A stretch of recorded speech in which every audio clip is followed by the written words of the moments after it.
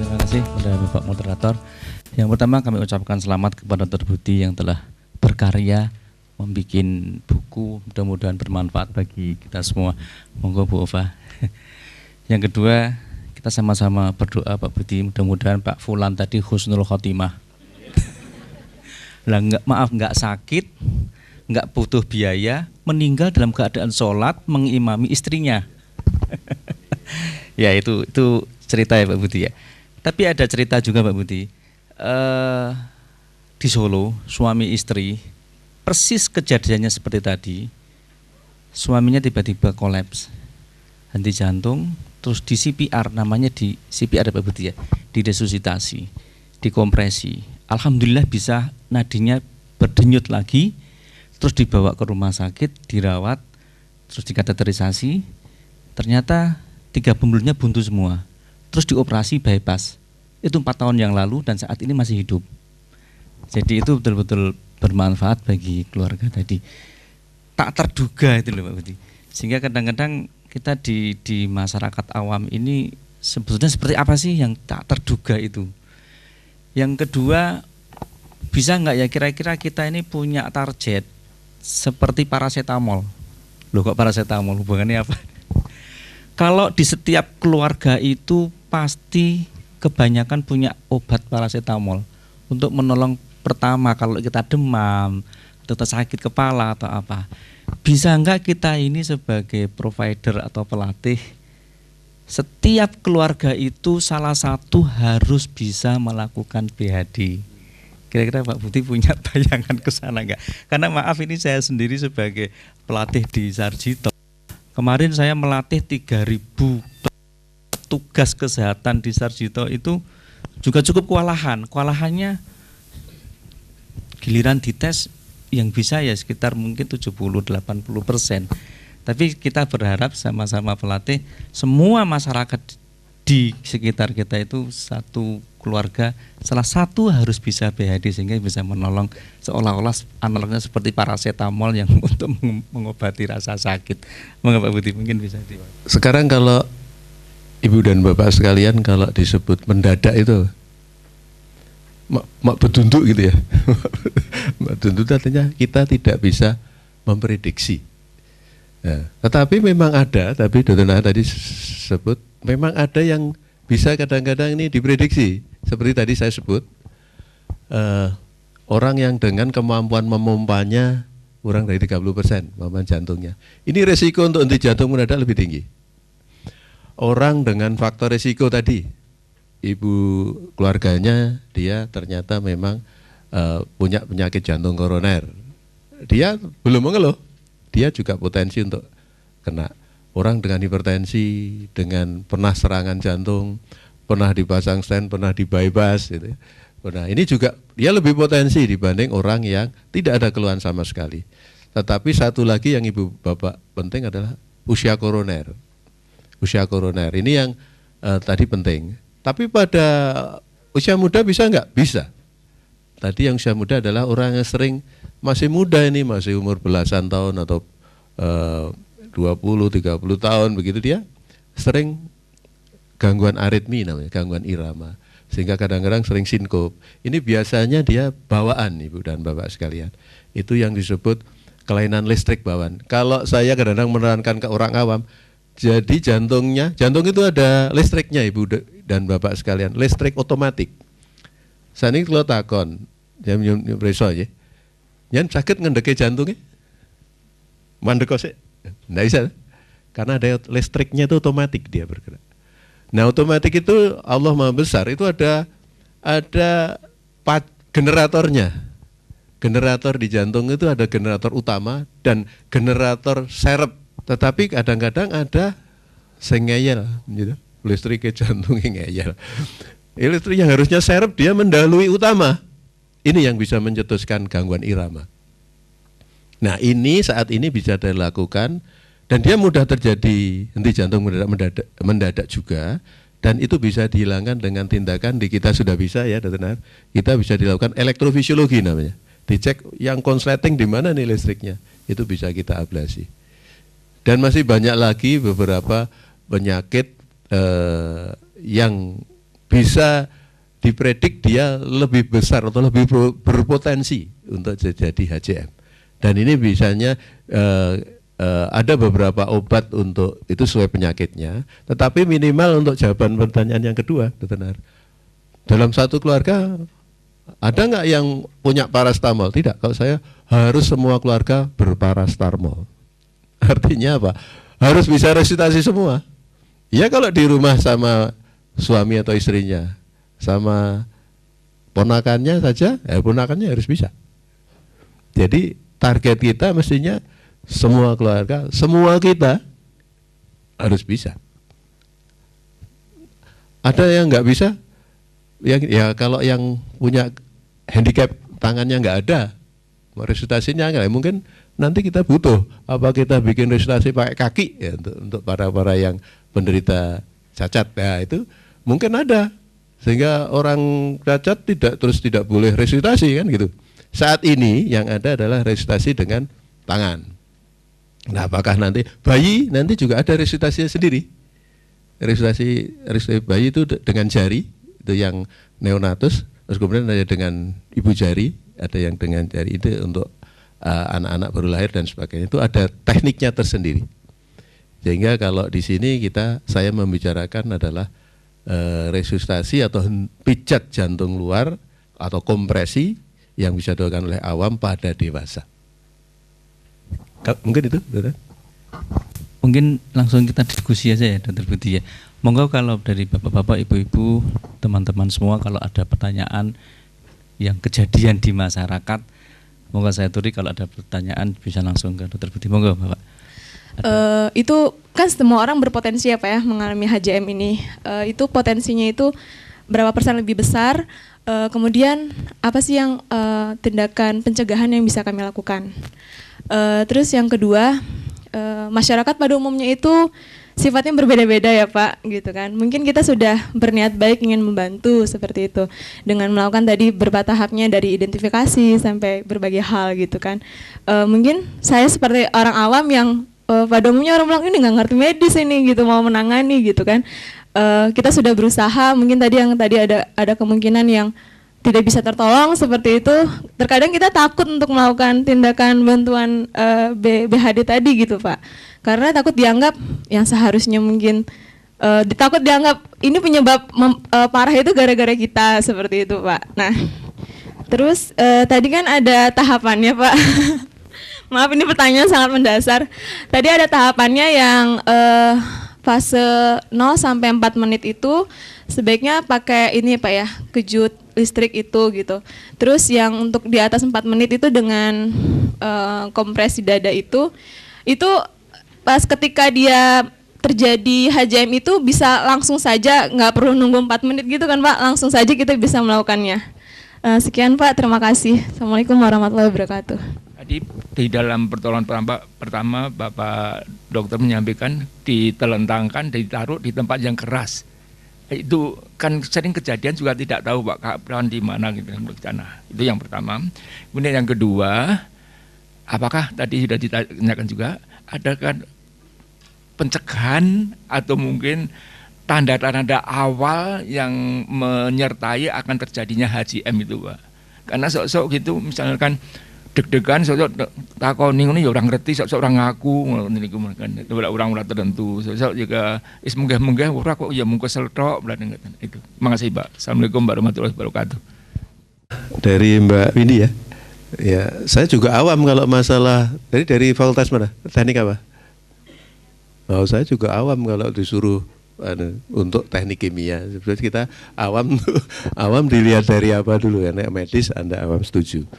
Baik, penyakit katup ya, penyakit katup itu disebut penyakit, jadi penyakit jantung kadang-kadang di kita hanya dibedakan dua secara anatomik, yaitu struktural, gangguan struktural sama penyakit jantung koroner. Nah penyakit jantung struktural itu jarang bikin suatu, bukan berarti tidak bisa. Artinya untuk penyakit jantung yang tadi saudaranya katupnya nyempit, sudah dioperasi, itu biasanya itu penyebabnya penyakit jantung rematik waktu kecil. Kemudian setelah dewasa dia menyempit, sehingga itu harus ganti katupnya, diganti ya katupnya, atau kita bisa lakukan balon sebetulnya dilebarkan. Tapi untuk kans untuk terjadinya HJM bisa saja. Tapi potensinya kalau sudah dilakukan pergantian katup sama dengan orang normal, artinya bisa. Kemudian di masyarakat umum kadang-kadang benar itu. Jadi kita maunya menolong tapi kamu tahu apa sih medik kok?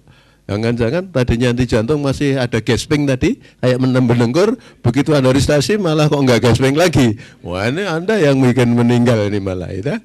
Nah ini saya kira pemikiran yang bagus untuk orang awam. Kami yang dari tugas dari medis, apakah mungkin kalau yang sudah nanti mungkin juga harus ada sertifikat kompetensi apa juga orang yang sudah awam yang sudah bisa pijat jantung luar dengan benar dan baik kasih sertifikat. Jadi kalau mau nolong ini loh saya ada sertifikat.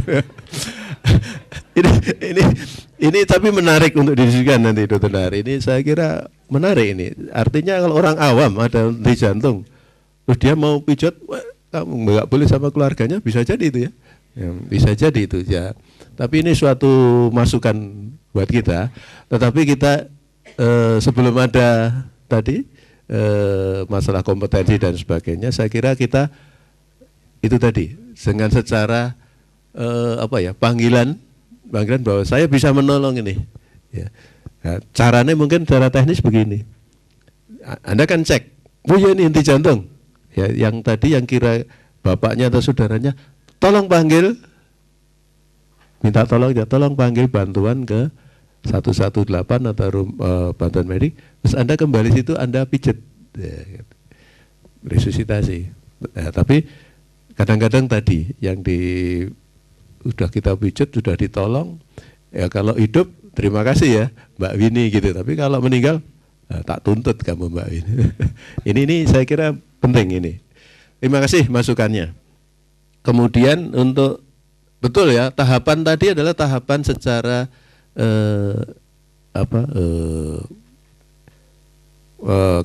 istilahnya untuk sampai keberhasilan, tahapan keberhasilan. Tetapi kita sebagai orang awam kan kita ini yang apalagi dalam bedah buku ini kan kita belum membicarakan tentang AED, Automatic External Defibrillator. Kalau misalnya Mbak Winnie di situ ada seorang dengan henti jantung, betul-betul jantung terdiagnosis ya, dikenal di jantung, ada AED, dia kurang dari 4 menit, itu maksudnya. AED dipakai untuk itu.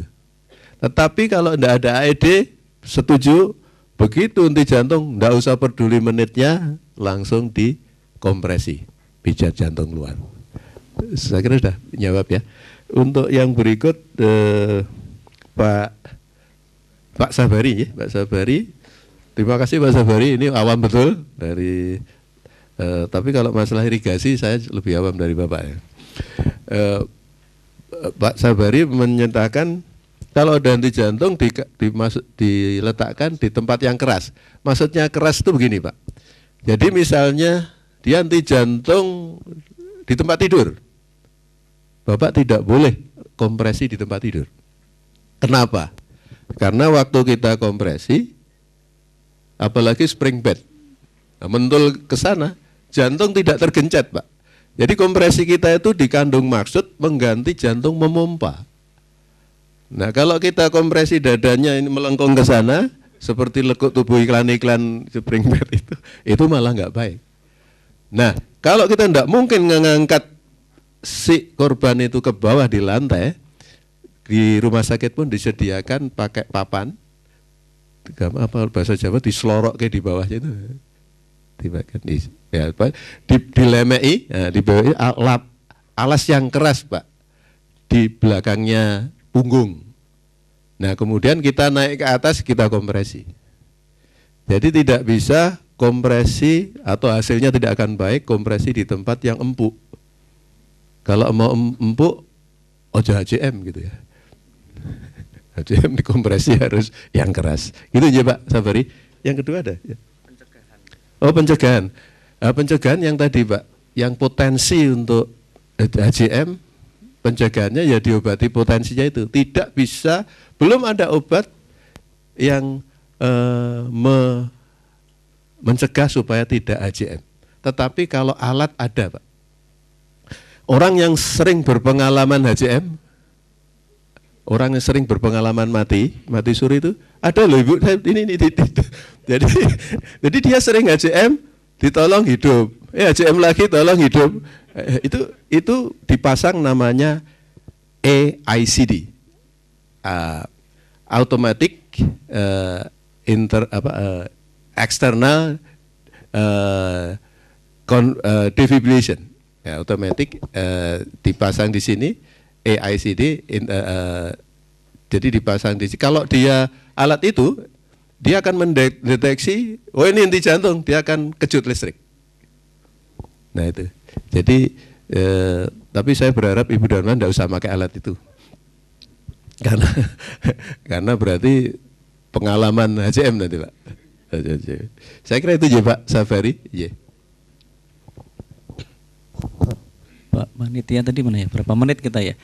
Mungkin saya bisa nambah sedikit Dr. Budi tentang tadi orang awam menolong tapi tidak tertolong, nanti kita dituntut apa tidak gitu ya. Jadi sebetulnya secara mendasar itu penolong yang langsung melakukan pertolongan pertama itu disebut sebagai tim primer, rescue primer, penolong pertama. Nah, yang disebut penolong pertama itu yang kontak langsung, dan itu di dalam buku-buku dikatakan tidak terlatih, tidak apa-apa. Jadi tidak perlu latihan artinya cari sertifikat, ini loh saya punya sertifikat seperti ini, tunjukkan ini saya dari CIA ya, gitu kan enggak. Tapi yang penting seperti tadi Bapak Ibu sudah membaca bukunya Dr. Budi, sudah bisa melakukan CPR, boleh aja melakukan. Dan itu tidak perlu tim. Lah, yang perlu sertifikat itu adalah tim sekunder ya Dr. Budi ya. Dokter sekunder itu memang harus perlu sertifikat karena dia harus melakukan defibrilasi, harus mungkin intubasi, memberikan obat. Artinya semua orang boleh melakukan resusitasi. Sehingga tadi Dokter Budi berharap setiap keluarga bisa ya Dokter Budi ya. Saya kira kalau dituntut tidak sampai, kalau dia menuntut pun mungkin nanti dari profesi Dokter Budi sebagai ketua Perki mungkin mesti membantu Anda lah.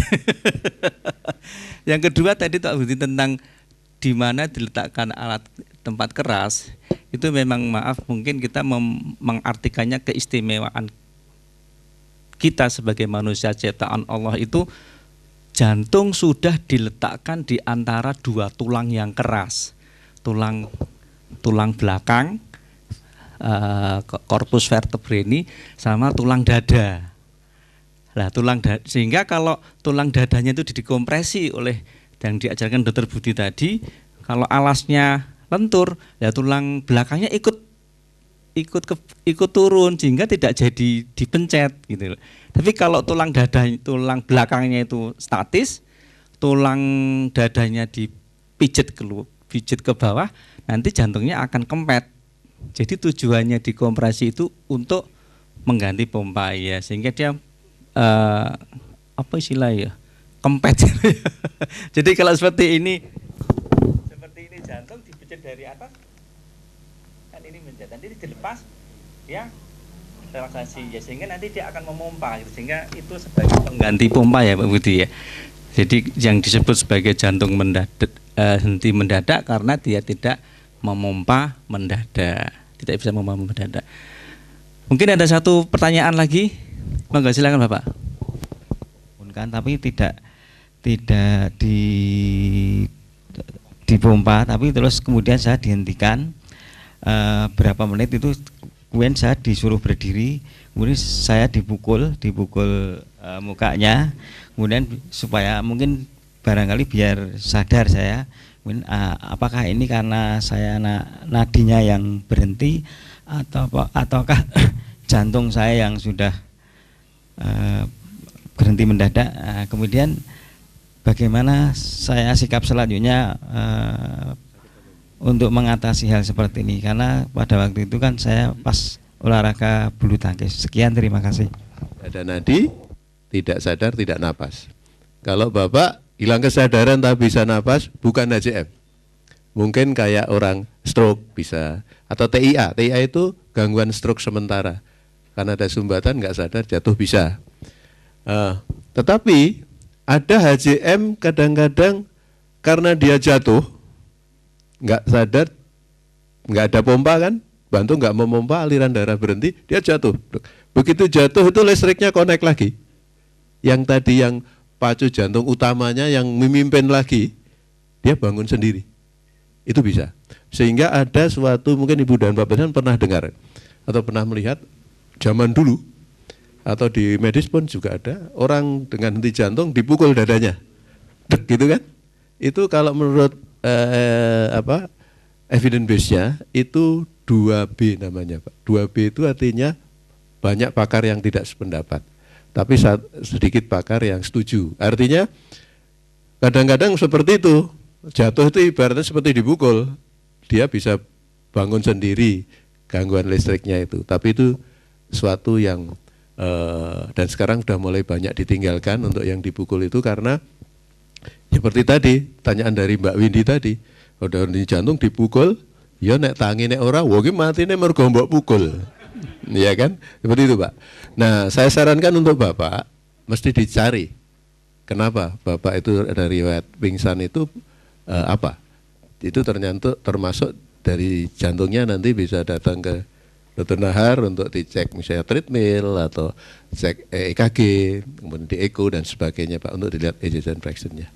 Jadi mesti diyakinkan, Pak, jangan sampai pingsan lagi, entah itu benar HCM atau tidak. Yang penting Ibu dan Bapak sekalian yang hadir harus bisa mengenali HCM itu apa yang benar dulu. Ya kalau stroke jangan dikompresi, ya kan? Wong bisa napas, bisa ada sirkulasi, kompresi, ya. Jadi harus yakin HCM. Tapi dan Ibu dan Bapak sekalian jangan khawatir bahwa HCM tinggi, frekuensinya di masyarakat cukup tinggi. Apalagi kalau pada tiba-tiba, kadang-kadang ada tidak hanya jatuh kejang, nah itu biasanya sebelum dia nggak sadar, biasanya kejang dulu juga bisa. Yeah. Jadi keluhannya juga perlu Pak, keluhannya nanti saya kira tindak lanjut lebih penting itu, Pak. Yeah, terima kasih. Terjadi sesuatu dengan pasien tersebut, karena kan ada sesuatu dua apa masalah.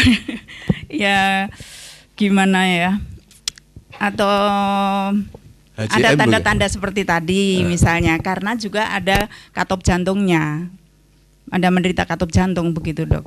Ya, terima kasih, itu saja. Itu ya. Ya. Kirain apa? Saya sendiri malah kaget.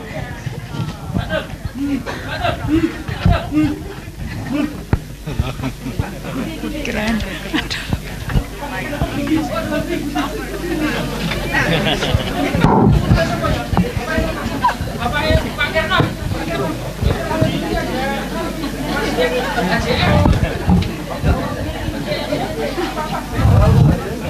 Ini karena nggak ada nafas, nggak ada sirkulasi, kemudian nggak sadar.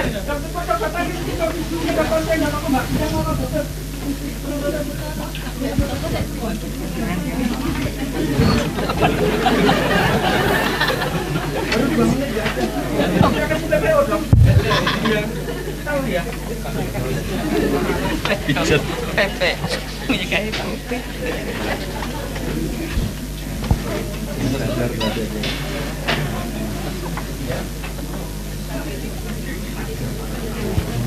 Ya, pasiennya nggak sadar. Tadi dicek nadinya tidak ada. Terus dilakukan kompresi. Ya, dipijat seperti ini posisinya. Tangannya lurus, kemudian ya. Jadi tumpuan gerakannya itu di pinggang. Dipijat masuk kurang lebih tadi berapa? 2 cm. 2 inci. Ya. 5 cm. Kemudian direkoilkan. Ini frekuensinya kurang lebih 100 kali per menit. Nah. Jadi 100 kali per menit itu kira-kira kan cepat sekali terbukti ya. Jadi kira-kira kalau ngitung 1, 2, 3, 4, 5, 6, 7 sampai 100 kali per menit. Itu dikerjakan kurang lebih 2 menit.